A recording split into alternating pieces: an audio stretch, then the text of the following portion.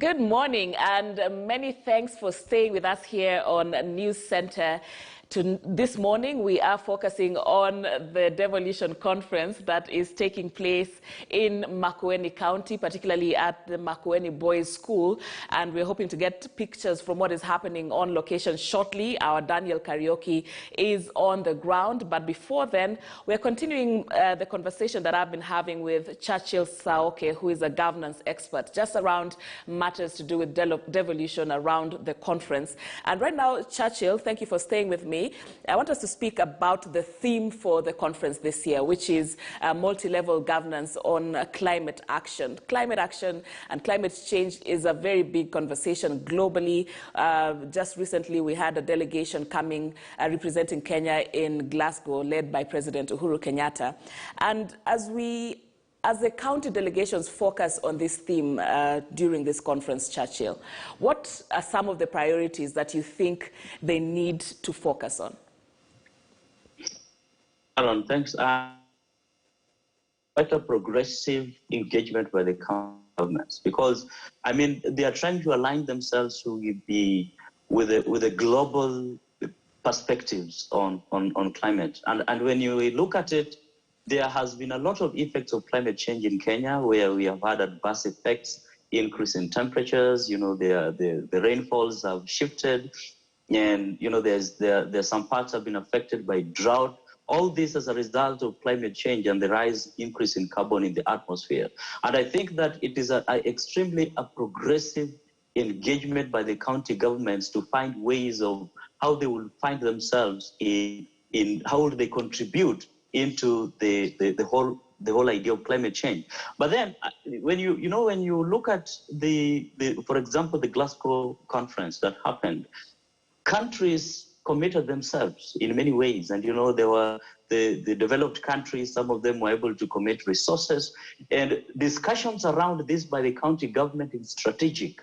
Strategic one, because they would want to participate in ensuring that, you know, climate change is reduced, and, you know, the environmental concerns are at the heart of development. Two, it is strategic because they will be able to embed all their plans and all their development planning, annual planning, in line with the global plans. And this then will be able to help them to accelerate even attracting investments, because you see, there are people and there are companies that will be able to want to invest in sustainable development. And if countries are strategic the way they are beginning to be strategic this way, then they will be able to attract some of these investments. And, you know, companies will want to come, governments will want to come, development partners will want to you know, establish programs and start up maybe even programs that will help in building the whole concept of climate, environmental concern, clean energy, and things like that. So there are a lot of investments that are likely to arise for those countries that will be much more strategic with it. There are a lot of opportunities that are likely to arise for even people who will be much more strategic around this whole discussion. So for me, I think this is a very progressive discussion by the county governments, and it will have a very good effect for the counties moving forward. Indeed, very, very strategic, as you've said, and progressive, that they're focusing on climate action. And of course, Kenya has been lauded for having among the best policies, really, and that we are among the best in terms of adapting clean energy in this country. And the conversation that we are seeing now is how to cascade these policies and action to the grassroots levels. And of course, adaptation kind of actions and policies would be different for the different parts of this country, as the effects of climate change are being felt differently in this country. So what kind of action are we seeing from the level of the Council of Governors, you know, as a converged, as a unified kind of a statement? And then what becomes the role of each county? Well, I think that some of the things that I will expect is maybe convergence of thought of all the governors with regards to maybe investments of cascading investments of renewable energies, especially at the grassroots, and specifically the renewable energy technologies at the grassroots, and just trying to mobilize and creating programs that will help communities to shift off from the conventional energy. That will be one. Two will be issues around afforestation and convergence of thought around how do we increase our forest cover in our respective counties, and how do we protect trees?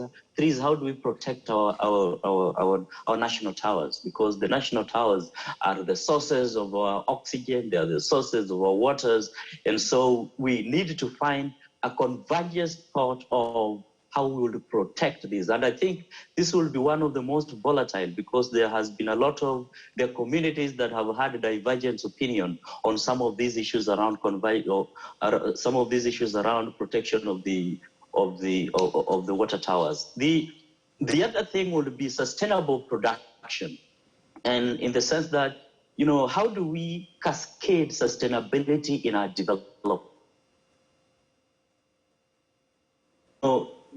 Every development plan that we do, kind of impact does it have the future generation? Right. Achieving our current goals and affecting the future. It will be is the fourth thing that I hope that they could be able to have convergence on. All right. Thank you. Thank you very much for your thoughts.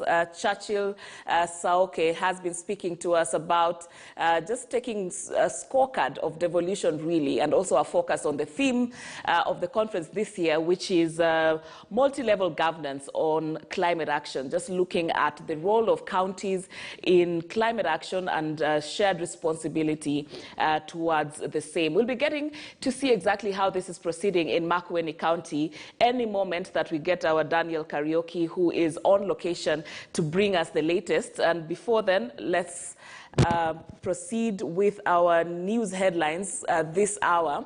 And it is not yet uhuru for lawyer Miguna, even after a high court in Nairobi directed that he obtains an emergency travel document from the Kenyan High Commission in Berlin, Germany, within 72 hours and be allowed back into the country with immediate effect. But hours after the ruling, Miguna said that the Kenyan embassy in Berlin had refused to comply with